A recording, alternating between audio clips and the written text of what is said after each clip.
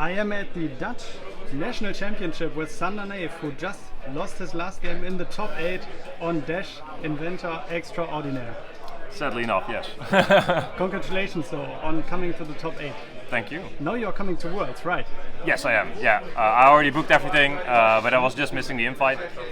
Now I got it, so yeah, I'm definitely going to Worlds. Yeah. Nice. So why did you choose Dash for your hero here at the Dutch National Championship? Okay, so I normally don't want to call myself a Dash player. I love Fi. I played a lot of Icelander going up to Nationals.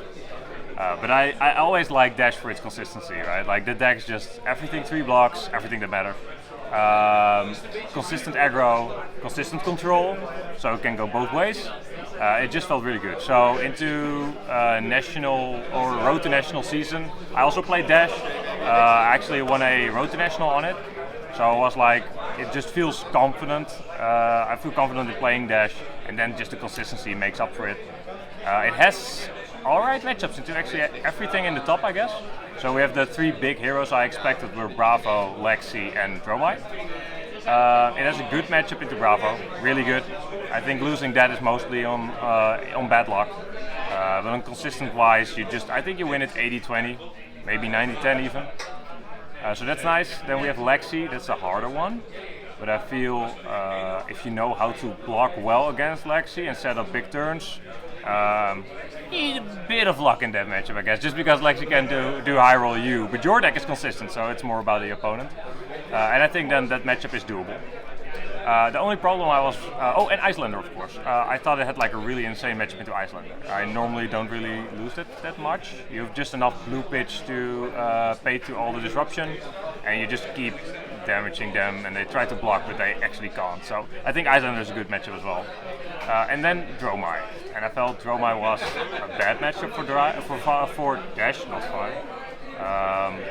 And I felt like the games I won against Dromai's were mostly on the Dromai. They made a small mistake, they were unlucky sometimes, and that made it so I could win them.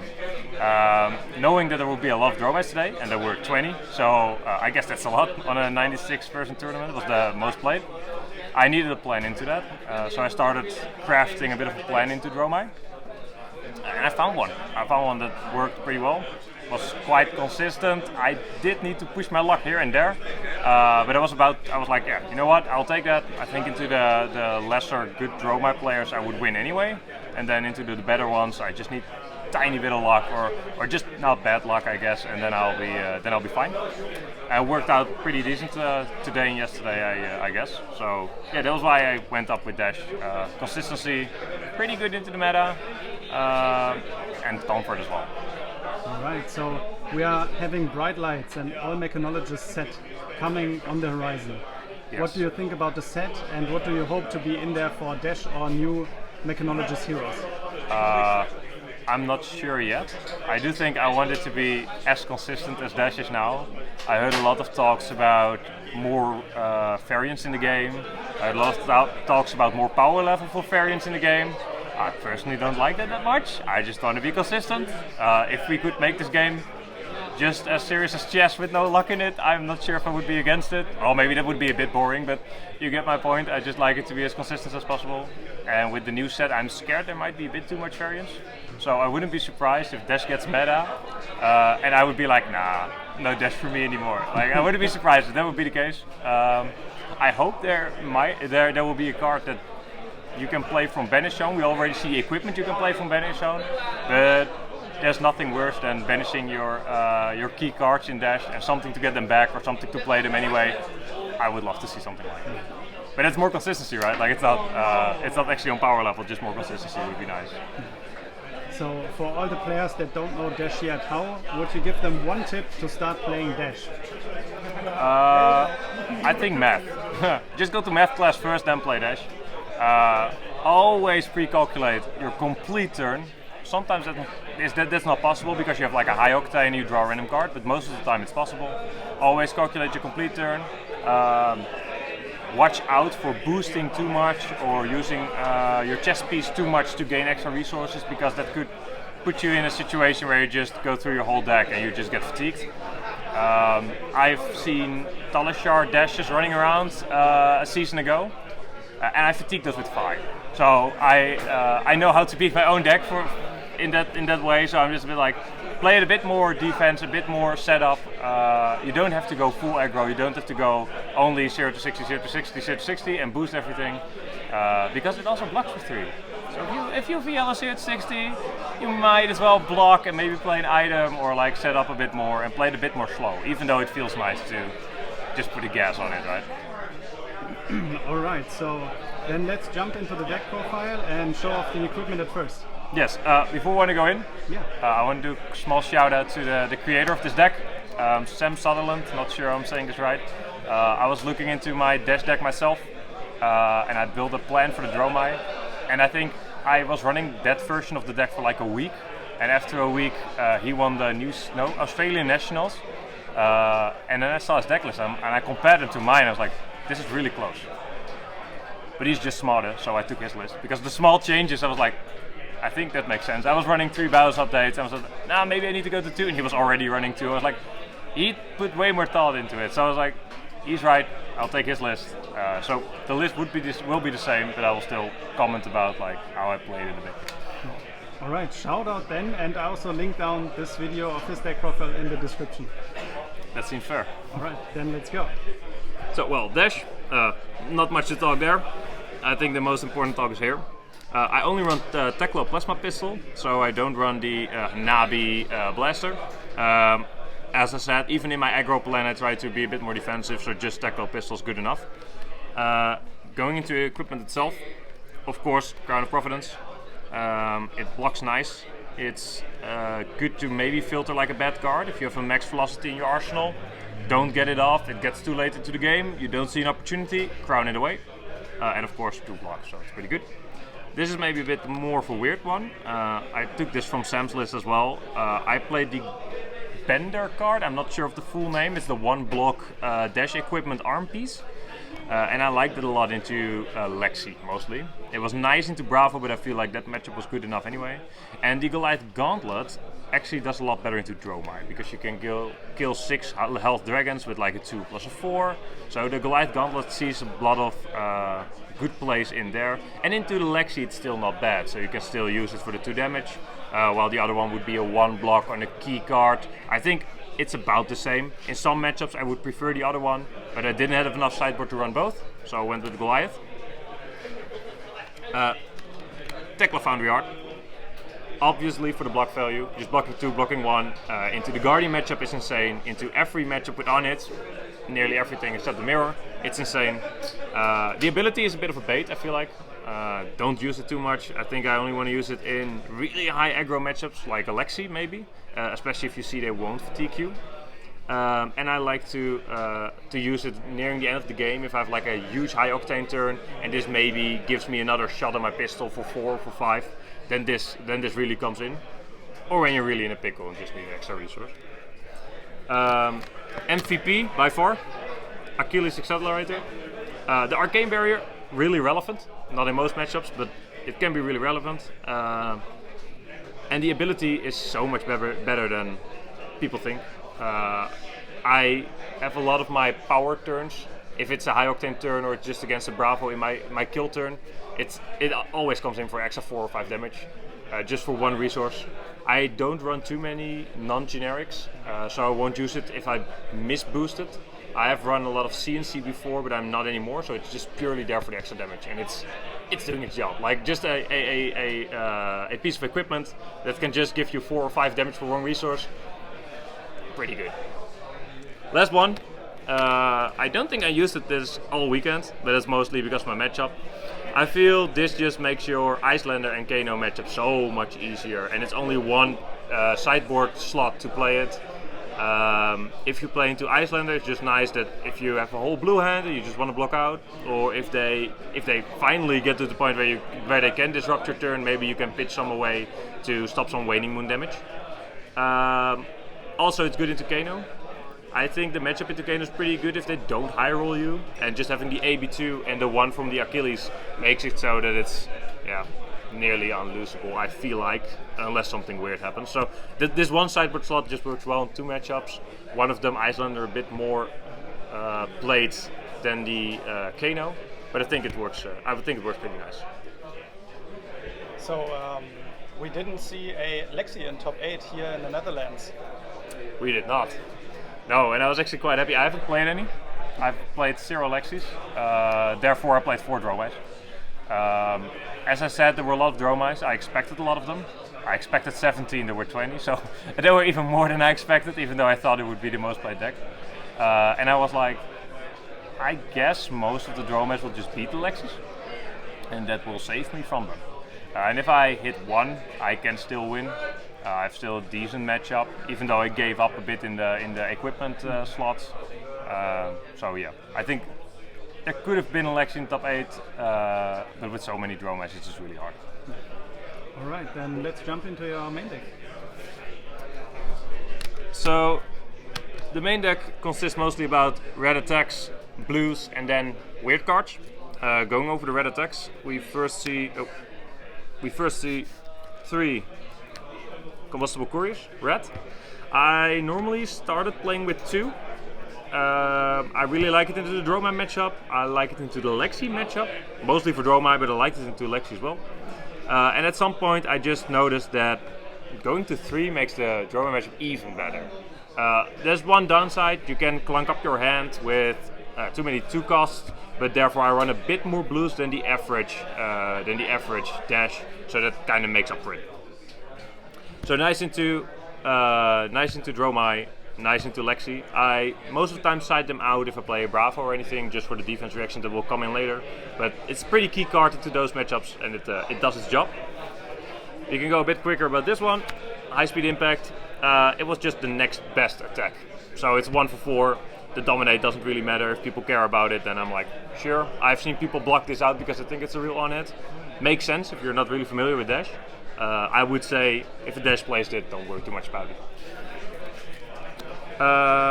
The 2 BIOS updates. Really good into Dromai, I guess. You will boost sometimes against Dromai. I mostly do it to clear their board. I try to do the most of the work with the pistol, but sometimes you just have to boost. This can make it so you can kill a certain dragon. If you have a 6 health dragon, or like a Necria or an Uvia, this makes it easier to kill them. Or a Yendurai, by the way, that actually counts for 6. So that this works pretty well for that. And if you then boost it away, you get an item. I think it most of the time wins you the game. If you just boost away a random item, it's just so much value that, yeah, it's really nice. I went down to 2. I started with 3. I went down to 2 because they can clunk up, especially because we play some other non-attacks. And if you have them together, it can be a bit of a problem, especially because it's a red card. One of my favorite cards to play, especially because people see it coming and you're just smiling behind your hands and you're like, yep, we all know what's happening here. Maximum velocity, hard to set up. I went from 2 to 3 just because I gave a bit into the Lexi matchup. Did actually make the Lexi matchup doable, I think, if you can get these off. And it's good into Dromai because it's a popper. I haven't played it that much this weekend, but it can really out of nowhere win you games. What I mostly do is I don't arsenal these. I started playing Arsenal them, and then I figured out that every time I couldn't just get it off and it was stuck in there. I could crown it once, but if I don't have crown anymore, I can't. So at some point I was like, I'm just going to Arsenal a 0-cost boost attack, and then when I find them I can probably play it. And otherwise just block or pop with them. Try to keep 1 in the deck for maybe a late kill if you're getting fatigued. Because even with 3 blues and this, it might be enough to push it over the line. T-bones. I'm running the red ones, just a 3 boost, good attack. Sometimes it matters, most times it doesn't. Then I have 0 to 60. I have here the attack ones, so the yellow and the red ones. As I said, I block with the yellow ones more often than not, I think. It's nice if you want to go with a big damage turn for my high octane or for my maximum velocity. Otherwise, it blocks 3, it attacks 3. I prefer blocking in most matchups. Then 0 to 60 red, I nearly always play this. This is actually a really good card into Guardians. If you go for your finish turn and you combine it with the Achilles Accelerator, you can, you've used all your defense reactions, attack with this, boost with this, and then you get a free action point from Achilles. plus you can use your chest piece to get an extra resource. So just that one boost is nice. I normally arsenal this before the last turn where I push it over, and then you can shoot your pistol for 4 times minimal. Combined with this attack, gets you to about 20 to 24 damage, depending on how many plasma purifiers and stuff you have. But that's a pretty good combo. So that's why I like the red 0-60. You can do it with yellow, but it's 1 less damage. And 1 does matter, right? Like in your last game. I thought we were friends, Alex, but apparently not. No, 1 does matter. 1 does matter. And then we're coming to the next one where the 1 mattered. I drew a yellow super hit. If it was red, it would have been a lot better. But okay, so this is kind of the same as 0-60. It's a bit clunky because it costs 1. I still like to arsenal it if I want to do a big turn, but I prefer having a 0-16 arsenal. It's a good attack. Only red throttles, or at least when we go to the blue there will be more, but not the yellow ones. It's a popper. It costs 2, does 6. It's nice to combine with Goliath if you don't have another use for it, so it can work if you have enough resources. I've always said this card's one of the best cards in the deck, and I haven't used it at all for its ability this tournament. So for me this could have just been the 1-for-4 on-hit dominate card. But it could be good into Lexi. Like if you hit a Lexi, you boost 3 times, they probably block with a card, you can pick out a card to block with. This also can fish out the 3 of kind, which just feels amazing if that happens. So that's a fun card, it's nice into aggro mirrors, but in this Dromai meta I am in, I haven't used it that much. And for me it was just a 1-for-4. Actually, I side this out against Dromai. I just side this one out together with the high speed impacts and get some items in. I need to think, but I think this might be my favorite card. Maybe the next one, but I think this might be my favorite card. I hope that I'll be able to play it into the next set, that it's still Dash would be the best mechanologist. If it turns out she isn't anymore, then I might be a bit less excited. This card's insane. If you play into control, it gets you the item you need. If you play into aggro, boosting and then playing this for a free arsenal and a free Decklist core is just the best feeling in the world. Like, I love this card. I think it's insane that it blocks for 3. I would have been surprised if it was a non-block. This card is really strong, and I think you always look for angles to play it. Let's say you play 0-60 and this, you get a core. It's just, you get a free card. You get a free card. It's really good. I love this card. It's one of my favorites. This one is creeping up on me as well. Spark of Genius has always been my favorite, but this one's getting there. This one wins you the Dromai matchups if you win it. I didn't last round, but normally I do. So then it can win you the Dromai matchups. You build up a turn where you have multiple plasma purifiers, and then you start boosting away, getting 3-4 action points, and then going. Yeah, I dealt to my opponent. I presented 33 damage last game, 1 damage short of making it 38, and the super hit red would make it 34. And that was just with like a high octane 2 purifiers. Tried to stack it. I couldn't get my core off, but if you get a core off together with this, it's even better. It's just really, really good. Only downside is you can boost it away if you boost. So watch out with that. Check how many you still have. You really need 1, maybe 2 into Dromai. So care for your boosts. But it's a fun card. It's so good. This is also like a general mechanologist card, so other mechanologists that are coming up can play this too. Yeah, it does need to be a mechanologist that boosts, of course, but yes, yeah, other will be able to play it too. So if I need to leave my Spark of Genius at home, maybe this will make up for it. One thing I want to say, I didn't have to do it today, but I saw some. There was a Prism doing decently well this weekend. Okay. I'm not sure how, maybe mostly to draft, I don't know, but it was doing pretty well. And then I thought this card is really good into that as well. If you face an aura plan, it makes you get rid of all the auras because action points work against Spectra. Yeah. So if you see a lot of Prisms, this card might be your best friend. We go into the blues, starting off with the items. We have Decklist Pounder and Decklist Core. I've called out Decklist Core quite a couple times. It's nice to set up your max fee or your high octane turns. Sometimes I just play it out of hand, but the best way is to combine it with Spark of Genius for 0, search the Decklist Core. I normally ran 2, but I've had too many instances where 1 was in my hand, the other one was banished, and I was looking for a 3rd with my Spark of Genius, and I was like, you know what, I don't have it in the deck. So I was like, not doing that anymore, going to 3. I still had situations where I couldn't find it, but they were less often, so... by the way, you check before you play Spark of Genius, so it's not that I couldn't find them during Spark of Genius, I normally check before. Not the first time, that was sad. Okay, then we have Tecmo Pounder. I normally don't start this item. I do start it into Lexi and I think into Fi. Feels a bit about the player. If I know that it's a more defensive play, then I won't, because it really makes you vulnerable to fatigue. I run 2 because if I start one, I could search for the second one in turn 1 or maybe from a Spark of Genius or something. So that's the reason I run 2 now. I started with 1. It's 6 damage. If you start with it, it's 6 damage for free. Just makes you vulnerable to fatigue. So it's a good card. But I would not run 3 because there's no way you are going to play them all. Then we go to some regular blues, so we'll skip this through. Throttle, Super Hit, 0 to 60. Only shout out is the 0 to 60. You might arsenal it if you just want to set up a big turn with high octane or with max V. So that's the reason you might arsenal it, but besides that it's a blue 3 block. Love him. These are kinda good into Dromai still. 2 health dragon, this into a 2 health dragon, getting you the +2 in your next attack. Makes this a 2 for 5. It doesn't sound great, but on a blue it's pretty good. So I'll take it. T-Bone blue, I guess the same as the red one. It's not great. I used to run yellows together with Mechanetic, but I gave up a bit on the Lexi matchup. I also think if I used that, Lexis might know that it could fatigue me. So I went down to just the blues, no yellows anymore. It's kind of the same as 0 to 60, just does 1 less. It might be relevant if you play Dromai and they've already blocked with Furnace. You might destroy the Furnace. High speed impact. It's a 1 for 2 boost card. Can't say much more. This is the main board.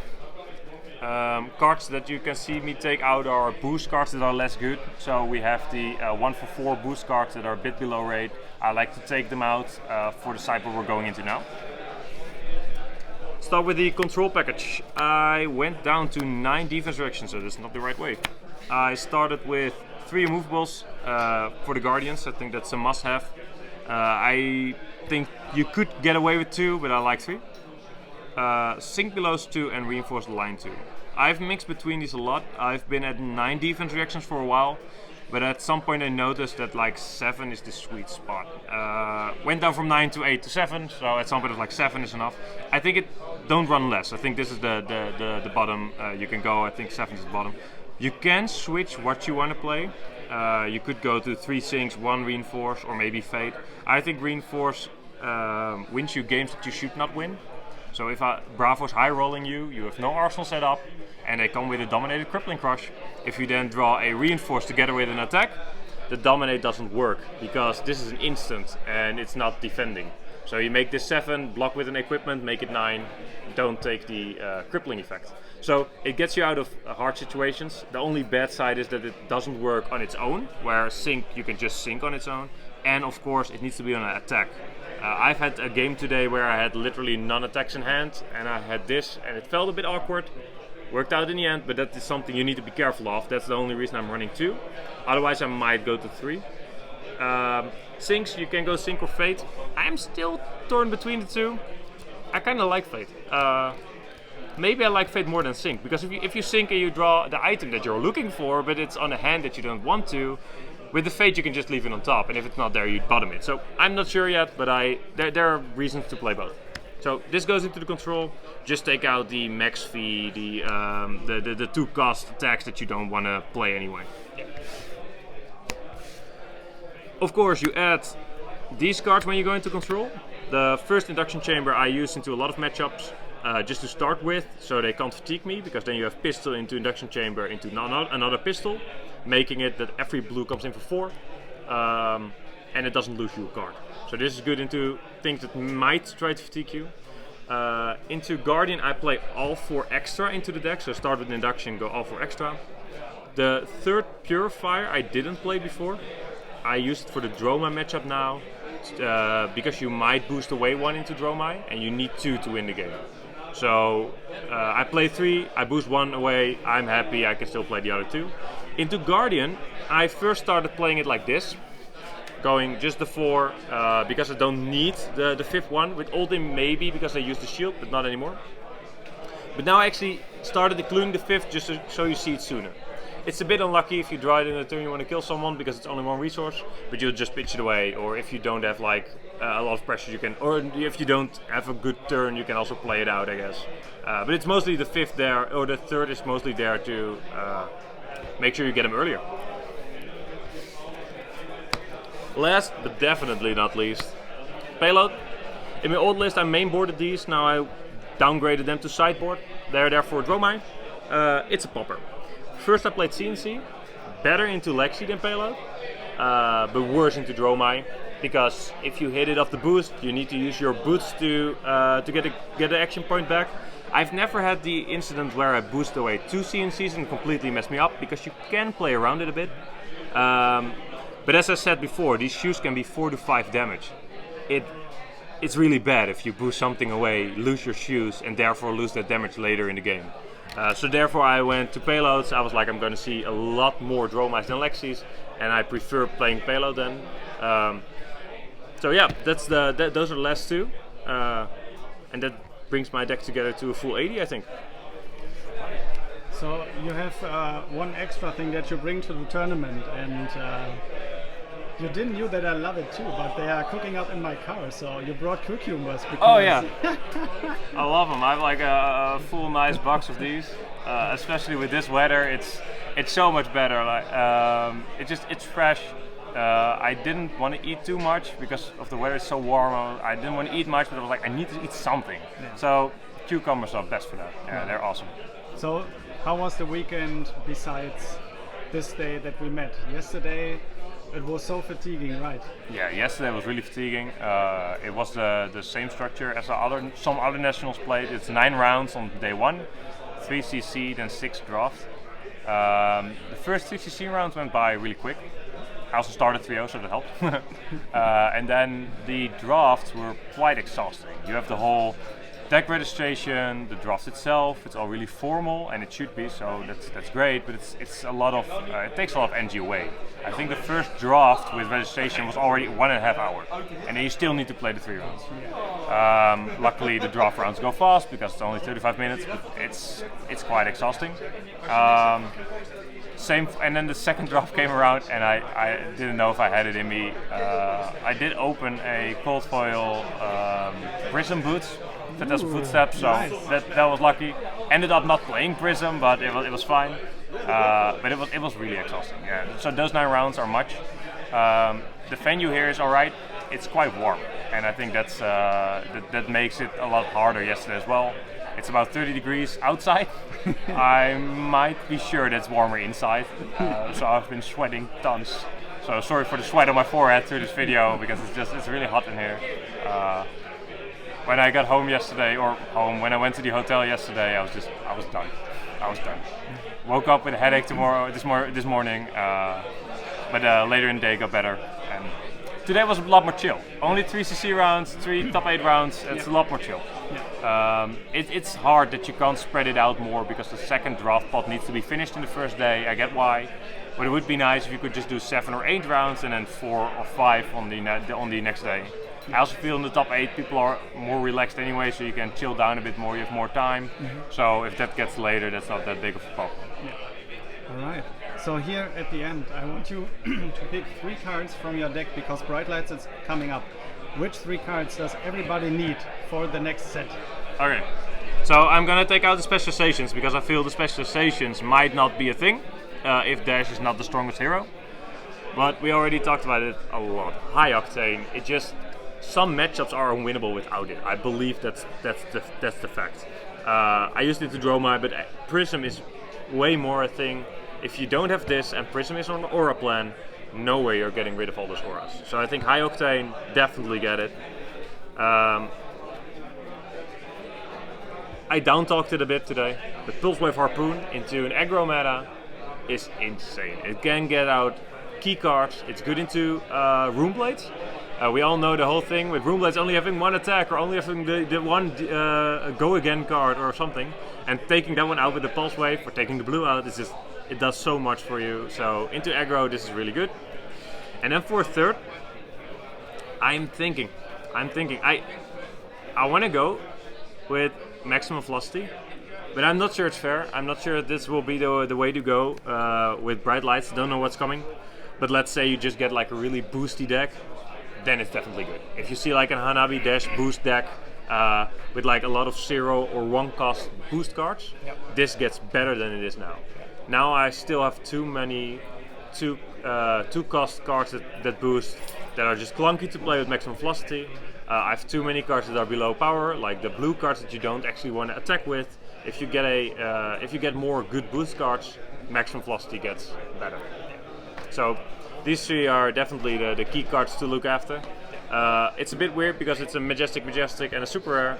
I actually want to say maybe just the common package is also like really good. The Zipper hits, the 0-60s. I think Dash is also a really budget deck. You can play it really budget. You'll lose on a bit of the equipment side, but I think into aggro matchups and into Dromai it's not that big of a thing. So yeah, it's. I think these 3 will do well in the next set. I hope. Something to keep in mind about maximum velocity here is too that High Octane got reprinted in his repack, and maximum velocity did not get a reprint yet. So. And I don't understand why. Maybe they get a reprint in the next set. You don't know. Like maybe that was their whole philosophy about it. But I think it should get reprinted. I'm happy I got 3. But on the other hand, it's a super rare. It was never really expensive. But maybe when the meta shifts and it gets the endless arrow treatment, because it's also super rare. That's now surprisingly expensive for a super rare. It's weird that they get a reprint, but I expect maybe in the next set it gets one. Alright, so you already talked about your inspiration for the deck, but do you want to shout out anyone else here at the end of the video? Definitely the teammates I practice with. Wouter Ouwehand, we practiced a ton, we even played together, and he was like, you're more likely to get into top 8, so he was like, stupid. He played Icelander, wasn't really worried about the matchup, but it was still a big thing, just to give me a bit of a cooldown. So I want to shout out him. Niels was here as well. Paul van Gijsel tested a ton online with Talishar with him, so I want to shout out him as well. And I guess the Dutch community, I think the Dutch Nationals community today and yesterday were really good.